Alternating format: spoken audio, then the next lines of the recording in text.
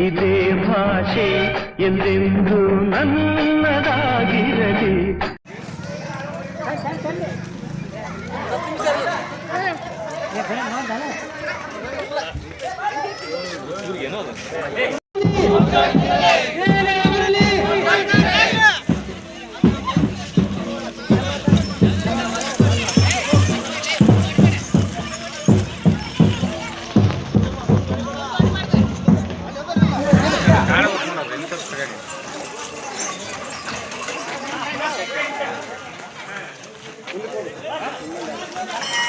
ನೋಡ್ರಿ ನೋಡ್ರಿ ಕುಂದ್ರಿ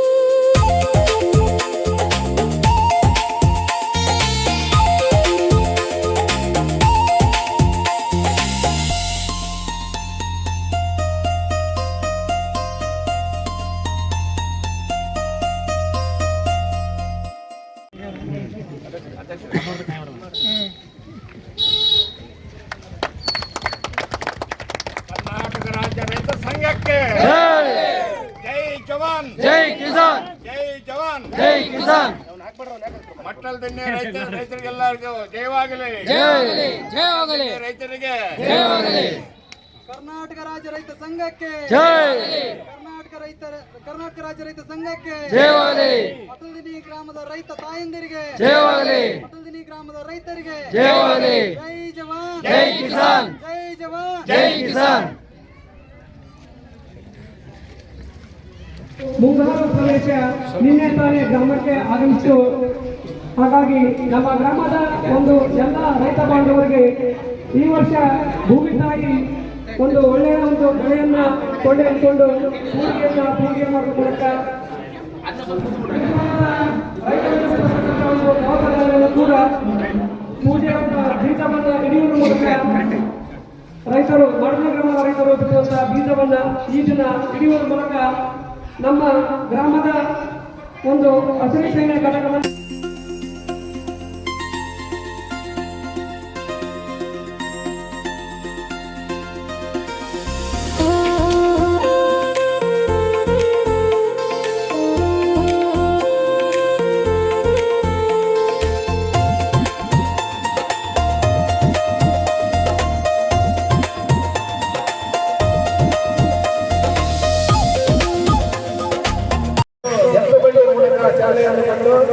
ಮೆರವಣಿಗೆ ಮಾಡುವ ಮೂಲಕ ಇವತ್ತು ನೂತನವಾಗಿ ರಾಜ್ಯದಲ್ಲಿ ವಿಶೇಷವಾಗಿ ಒಂದು ಕಾರ್ಯಕ್ರಮ ರೂಪಿಸಿದ್ದಾರೆ. ಅವರೆಲ್ಲರಿಗೂ ಧನ್ಯವಾದಗಳು. ಕರ್ನಾಟಕ ರಾಜ್ಯ ರೈತ ಸಂಘಕ್ಕೆ ಸ್ವತಂತ್ರ ಬಂದ ಪೂರ್ವದಲ್ಲಿ ಅಂದ್ರ ಸ್ವತಂತ್ರ ಬಂದ ಪೂರ್ವದಲ್ಲಿ ಮತ್ತು ಸ್ವತಂತ್ರ ನಮ್ಮ ಸಿಕ್ಕತ್ತೆ 1947 ಸ್ವತಂತ್ರ ಬಂತು. ಆಗಿನ ಜನಸಂಖ್ಯೆ ನಮ್ಮ ದೇಶದಲ್ಲಿ ಕನಿಷ್ಠ ಅಂದ್ರೆ ಕೇವಲ 25 ಕೋಟಿ ಜನಸಂಖ್ಯೆ ಮಾತ್ರ. ಯಾವಾಗ ಸ್ವತಂತ್ರ ಬಂದ ಸ್ವಲ್ಪ ವರ್ಷಗಳ ನಂತರ ಅಂದ್ರೆ 1965 ಇಸ್ವಿ ಅಂತೇಳಿ ನಮ್ಮ ಸುಬ್ರಹ್ಮಣ್ಯಪ್ಪ ಹೇಳಿದ್ರಲ್ಲ, ಅವಾಗ 35ರಿಂದ 40 ಕೋಟಿ ಜನಸಂಖ್ಯೆ ಆಯ್ತು ದೇಶದಲ್ಲಿ. ಇವತ್ತೆಷ್ಟರ ಜನಸಂಖ್ಯೆ 140 ಕೋಟಿ ಜನಸಂಖ್ಯೆ ದಾಟಿತ್ತು. ಇವತ್ತು ಅಂದ್ರ 100 ಕೋಟಿ ಜನಸಂಖ್ಯೆ ದಾಟಿತ್ತು. ಹೌದ್ರಿ? ಅವತ್ತು 40 ಕೋಟಿ ಜನಸಂಖ್ಯೆ ಅನ್ನ ಇದ್ದಿಲ್ಲ ದೇಶದಾಗ. ಇವತ್ತು ದೇಶದಲ್ಲಿ ಅನ್ನ ಹೆಚ್ಚಾಗೈತೆ. ಯಾಕಾಯ್ತು ಹೇಳಿ ನೋಡೋಣ. ಅವತ್ತು 140 ಕೋಟಿ, ಅವತ್ತು 40 ಕೋಟಿ ಜನಸಂಖ್ಯೆ ಅನ್ನ ಇದ್ದಿಲ್ಲ. ಇವತ್ತು 140 ಕೋಟಿ ಜನಸಂಖ್ಯೆ ಆಗೈತೆ. ಅನ್ನನ್ನ ಹೆಚ್ಚಾಗಿ ನಾಯಿನು ತಿರುವಲ್ದು, ಹುಡುಗರು ತಿರುವಲ್ವು, ಯಾರು ಉಣವಲ್ರು. ಉಣ್ಬೇಕಾದ್ರೆ ಉಪ್ಪಿನಕಾಯಿ ಕೊಟ್ಟು ಉಳಿಸ್ಬೇಕು ನಾವು. ಇವತ್ತು ಮೊದಲು ಊಟ ಮಾಡೋದು ಬಡಿಸಿದ್ರು ಅವಾಗ ಯಜಮಾನ್ರು. ಎಷ್ಟು ಉಳಿದೈತಿದ್ರು ಇವತ್ತು ಅನ್ನ ಇಲ್ಲ, ಎಷ್ಟು ಉಳಿದೈತೆ ಅಂತ ಬಡಿಸಿದ್ರು. ಹಬ್ಬ ಮಾಡಿದ್ರೆ ಅಕ್ಕಿಯನ್ನಲ್ರಿ, ಹಬ್ಬ ಮಾಡಿದ್ರೆ ಅಕ್ಕಿಯನ್ನ ಉಳಿಬಿಟ್ಟು ಅಕ್ಕಿಯನ್ನು ಉಂಡ್ಬಿಡ್ತಾರೆ ಅವಾಗ.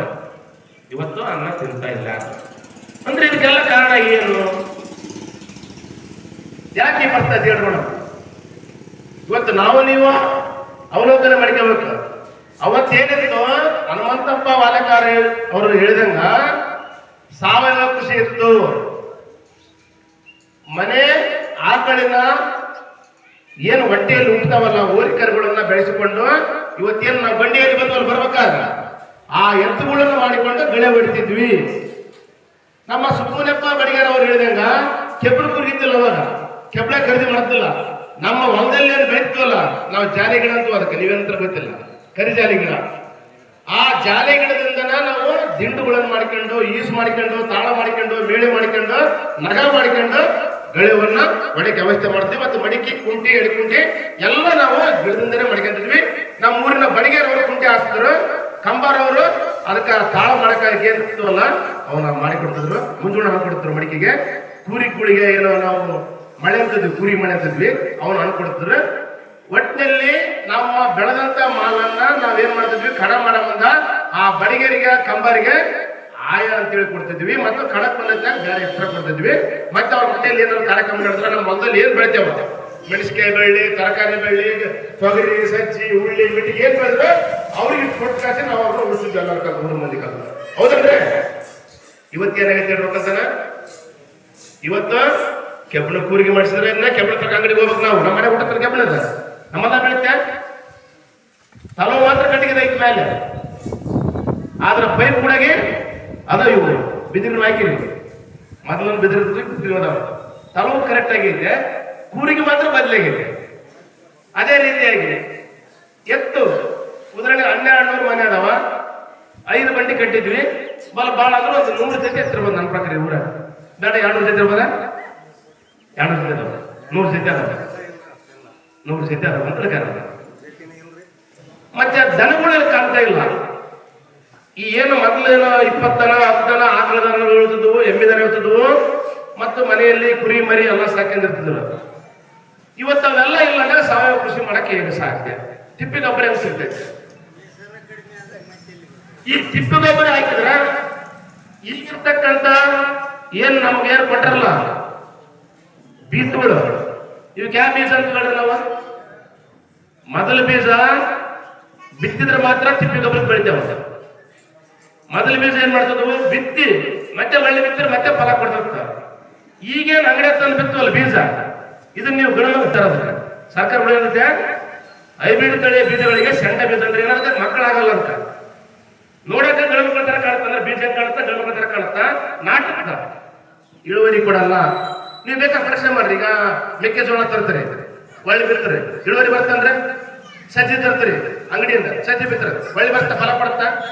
ಅದೇ ಮೊದಲು ಜವಾರಿ ಸಜ್ಜಿ ನೀವೇನಾರ ಬಿತ್ತರೆ, ಜವಾರಿ ನಮ್ಮ ಮೊದಲು ಮೂಲ ತಳಿಯಿಂದ ಮೂಲ ತಲತಾಲದಿಂದ ಬಂದಂತ ಬೀಜಗಳು ಏನಾರ ಬಿತ್ತರೆ ಅದು ಹಂಗೆ ಬರ್ತತ್ತು, ಅದು ಒಳ್ಳೆ ಹೆಚ್ಚು ಇಳುವರಿ ಬರ್ತತ್ತು. ಫಲ ಬಿಟ್ಟಾಕಿದ್ರೆ ಮತ್ತೆ ಫಲ ಬರ್ತತ್ತು. ಉದಾಹರಣೆ ತೊಗರಿ ಇವಾಗ ಫಲ ಬರ್ತದೆ ಮೊದಲು. ಈಗಿನ ತೊಗರಿ ನಾವು ಪಿಂಕ್ ತಂದು ಬಿತ್ತೀವಿ, ಇನ್ನಿತರ ಬೇರೆ ಬೇರೆ ಬೀಜ ತಂದು ಬಿತ್ತೀವಿ.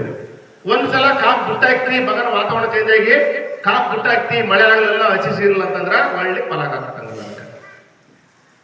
ಅಂದ್ರೆ ಈ ಬೀಜಕ್ಕೆ ನಾವೇನ್ ಮಾಡ್ಬೇಕು? ಈ ಒಳ್ಳೆ ನಾವು ಕೃಷಿ ಬದಲಾವಣೆ ಮಾಡಿ ನಮ್ಮ ನೀಡರ ಇರಲ್ಲ. ಹನುಮಂತ ಪಾಲಕರು ಹೇಳಿದಾಗ ನಾವೇನಾದ್ರೂ ಸಾವಯವ ಕೃಷಿಗೆ ಬಂದಿವಂದ್ರ ಸರ್ಕಾರ ನಿಮ್ ಕಾಲು ಬಿಡಕ್ ಬರ್ತೈತೆ, ನಿಮ್ ಮನೆ ಕಾಲು ಬಿಡ್ತಾರ. ಯಪ್ಪ ನಿಮ್ಗೆ ಗೊಬ್ಬರ ಕಡಿಮೆ ಮಾಡಲ್ಲ, ಈಗೇನಂತಾರಲ್ಲ ಇವ್ರು ಲಿಂಕ್ ಮಾಡಿ ಕೊಡ್ತೀವಿ, ನಾವು FID ಮೂಲಕ ಕೊಡ್ತೀವಿ ಅಂತ ಗೊಬ್ಬರ ನಿಮ್ ಕಾಲು ಹಿಡಿತಾ ಇರ್ಬೇಕಾರ. ಹನುಮಂತ ಹೇಳಿದಾಗ ನಾವು ಭೂಮಿಯ ಕಸವನ್ನ ಭೂಮಿಗೆ ಹಾಕಿ ಕಸದಿಂದ ರಸವನ್ನು ತೆಗೆದು ಜವರಿ ತಳಿಗಳನ್ನು ಬೀಜ ಬಿತ್ತಿರಿ ಅಂತ ಗೊತ್ತರ. ಖರ್ಚಿಲ್ಲ ಬೆಳೆ ಬೆಳಿತೀವಿ, ಇಳುವರಿ ಬರಲ್ಲ. ಎಷ್ಟು ಇಳುವರಿ ಬೀಜ ಬಿತ್ತೀವಿ ಎಷ್ಟು ಬರ್ತಾರೆ? ಕೂರಿಗೆ ಕೆಟ್ಟು ಬೆಳಿತೀವಿ ಅಲ್ಲ. ಮೊದಲು ಬೆಳಿತಿದ್ರೆ ಬೀಜ ಬೆಳೆದಿಲ್ಲ, ಸಜ್ಜಿ ಬೆಳಿತಿದ್ರೆ ಏನ್ರೆ ಜವಾರಿ ಸಜ್ಜಿ, ಮುಂಗಾರಿ ಜೋಳ ಹೆಂಗ್ ಬರ್ತಿತ್ತ? ಒಂದು ಕೂರಿ ಕಟ್ಟು ಬರ್ತಿತ್ತ, ಎಕರೆ ಕಟ್ಟು ಬರ್ತಿತ್ತ. ಈಗಿಂದ ಹೇಳ್ತೀನಿ ನೀನು, ಹಿಂದದ್ ಕೆಳಕಚ್ಚಿ ನಾನು, ಅವಾಗಿಂದ ಕೆಳಕಚ್ಚಿ, ಈಗಿಂದೆಲ್ಲ ಕೆಳಕಚ್ಚಿದ್ದೆ. ನೀರಾವರಿ ಬರೋದಕ್ಕಿಂತ ಮುಂಚಿತವಾಗಿ, ಗೊಬ್ಬರ ಬರೋದಕ್ಕಿಂತ ಮುಂಚಿತವಾಗಿ ಎಷ್ಟು ಇಳುವರಿ ಬರ್ತಿತ್ತು ಅವಾಗ? ಒಂದು ಕೂರಿಗೆ ಹಚ್ಚಿಲ್ಲ, ಎಕರೆ ಕಲ್ಲ ಅದು ಕೂರಿಗೆ ಚಲೋವಲ್ಲ. ನಮ್ದು ಏನಪ್ಪ ಕೆರೆ ಹೊಲ ಐತೆ, ಬೇಸ್ ಹೊಟ್ಲ ಐತೆ ಅಂದ್ರ ಕೂರಿಗೆ 20 ಚೀಲ ಹಾಕ ದೊಡ್ಡದು. ಅವಾಗ ಏನಿತ್ತು? ಖರ್ಚಿಲ್ಲ ಬೆಳೆ ಬೆಳೆದಿದ್ವಿ, ನಮ್ಮ ಮನೆ ಸ್ಟಾಕ್ ಹಾಕಿದ್ವಿ. ನಾವು ಸುಪ್ರೀಂ ಕೋರ್ಟ್ ಹೇಳಿದ್ರಲ್ಲ, ಹಾಗೆ ಹಾಕಿದ್ವಿ, ಕೆರೆಸಾಗ ಗುಮ್ಯಾಗ ಕಟಾಂತರ ಹಾಕಿದ್ವಿ. ನಾವು ಮಾಲ್ ಮಾರ್ಬೇಕಾದ್ರೆ ಹೆಂಗ್ ಕೊಟ್ಟಿದ್ವಿ ಅಂತ ಹೇಳಿದ್ರಲ್ಲ, ಹೆಂಗ್ ಕೊಟ್ಟಿದ್ರು ಅಂದ್ರೆ ಮಾಲ್ ಮಾರ್ಬೇಕಾದ್ರ ಜ್ವಾಳ ತಗೊಂಡ ಡೈರೆಕ್ಟ್ ಮಾಡ್ತಿಲ್ಲ ಅವ್ರು. ಅವಾಗ ಮನೆ ಹಾಕಂದ್ರೆ ಸ್ಟಾಕ್ ಮಾಡ್ಕೊತಿದ್ರ. ಏನ್ ನಮ್ಗೆ ದುಡ್ಡು ಬೇಕಾದ್ರ ಜವರತ್ತಿ, ಪಂಡ್ರಾಪುರತ್ತಿ, ಲಕ್ಷ್ಮಿ ಎತ್ತಿನ ಚಿನ್ನ ಮಾಡಿಸ್ಕೊಂಡು ಕಾಳು ನಮ್ಮ ಮನೆಗೆ ತಂದು ಎತ್ತುಗಳಿಗೆ ತಂದ ಹಳ್ಳಿ ಮಾರಿಕೆ ಮಾಡಿದ್ರು ಅವಾಗ. ಹೌದ್ರಿ? ಹಳ್ಳಿ ಮಾರಿಕೆ ಮಾಡಿ ಶಾಂತಿ ಮಾಡಿಕೆ ಮಾಡ್ತಾರೆ. ಮತ್ತೆ ಅದು ಏನಾರ ಹತ್ತಿ ಬೆಳೆದಾದ್ರೆ ಏನ್ ಮಾಡಿದ್ರು? ಅಕ್ಕಡಿ ಬದುಕುಗಳು ಅಂತ ಹೇಳಿ ತಗೊಂಡು ಹೊಡ್ದು ಸಂಖ್ಯಾಕ ಪುಟ್ಟಿ ಹಾಕೊಂಡು ಅವ್ರು ವಾರ ತಿಂದು ಹೋಗ್ತಾರೆ. ಅಂಬ್ರಿನ, ತೊಗರಿನ, ಉಳ್ಳಿನ, ಮೆಟ್ಟಿಗಿನ, ಹೆಸರನ್ನ ಇಂಥ ಅಕ್ಕಡಿ ಬದುಕುಗಳನ್ನ ಪುಟ್ಟೆ ಹಾಕೊಂಡು ಹೋಗಿ ವಾರಕ್ಕೆ ಒಂದ್ಸಲ ಎಲ್ಲಿ ಶಾಂತಿ ಇರ್ತ ಅಲ್ಲಿ ಮಾರಿಕೊಂಡು ಮನೆಗೆ ಬೇಕಾದ ವಸ್ತುಗಳು ತರ್ತಾರೆ ಅವಾಗ. ಇಂಥ ಪರಿಸ್ಥಿತಿಯನ್ನ ಸರ್ಕಾರ ಏನು ನಮ್ಮ ರಾಮಯ್ಯ ಅವರು ಹೇಳಿದ್ರಲ್ಲ ಜಲಗಸರು, ಅವ್ರು ಹೇಳಿದಂಗ ಒಮ್ಮೆಲೆ ಹೋಗಿ ಮಾರ್ಲಾರ ಸಂಬಂಧ ದೇಶದಲ್ಲಿ ಆಹಾರದ ಕೊರತೆ ಇತ್ತು. ದೇಶದಲ್ಲಿ ಆಹಾರದ ಕೊರತೆಯನ್ನ ನೀಗಿಸೋಕ್ಕೋಸ್ಕರ ವಿದೇಶಕ್ಕೆ ಹೋಗಿ ಅಲ್ಲಿ ಏನ್ ಬೇಡಿಕೊಂಡು ತರ್ತಾರಲ್ಲ, ಕೆಂಪು ಜೋಳ ಗಿಡ್ಬೋದು ಅಂತ ಹೇಳಿದ್ರಲ್ಲ, ಸುಮ್ಮನೆ ಹೇಳಿದಾರಲ್ಲ, ಅದರಿಂದ ಹೊರಬರಗೋಸ್ಕರ ಅದ್ ಹೆಂಗಿತ್ತಪ್ಪ ಅಂದ್ರ ಅಲ್ಲಿ ಹೋಗಿ ತರ್ತಕ್ಕಂಥ ಆಹಾರ ಧಾನ್ಯದ ಸ್ಥಿತಿ ಹೆಂಗಿತ್ತಂದ್ರ ಅವಾಗೇನು ಈಗ ಬರ್ತಾ ಇಲ್ಲ ನಮ್ಮ ಮನೆಗಳ ಮುಂದ. ಮೊದಲು ಭಿಕ್ಷಕರು ಬರ್ತಾರೆ ಊರುಗಳಕ, ಹಳ್ಳಿಗಳಕ ಒಂದು ಬಟ್ಲ ತರ್ತಾರೆ ಅವರು. ಇಲ್ಲ ಹೋದ್ರೆ ನಾವ್ ಇನ್ನ ರೊಟ್ಟಿ ಮಾಡಕ್ ಹಚ್ಚಾರಂತ ಹೆಣ್ಮಕ್ಳು ಅಂದ್ರ ಕೈ ಕಾಲಿಲ್ಲ ಅಂತಂದ್ರ ಯಾವ ಕೊಡು ಹೆಂಗಾರ ಮಾಡಿ ಕೊಡು ಅಂತಂದ್ರ ಅವ್ರು ಒಟ್ಟ ಪುಟ್ಟದಿಲ್ಲ ಅವ್ರು. ನೋಡ್ರಿ ನೀವ್ಯಾರ ಆ ರೊಟ್ಟಿ ಹಚ್ಬಿಟ್ಟಾರ ಕೊಟ್ಟು ಬಂದ್ ನೀಡ್ಬೇಕು, ಇಲ್ಲ ಕೂಸ್ ಬಗಲಿದ್ರ ತೆಳಗಿಳಿಸಿ ಬಂದ್ ನೀಡ್ಬೇಕು, ಒಟ್ಟ ಅವ್ರು ನೀಡ್ಬೇಕು, ಒಟ್ಟ ಪುಟ್ಟದಿಲ್ಲ. ಅಂತ ಪರಿಸ್ಥಿತಿ ನಮ್ಮ ದೇಶದ ಪ್ರಧಾನಮಂತ್ರಿಗಳು ವಿದೇಶಕ್ಕೆ ಹೋಗಿ ಆ ತರ ಬೇಡಿ ತರ್ತಾರೆ ಅವ್ರು.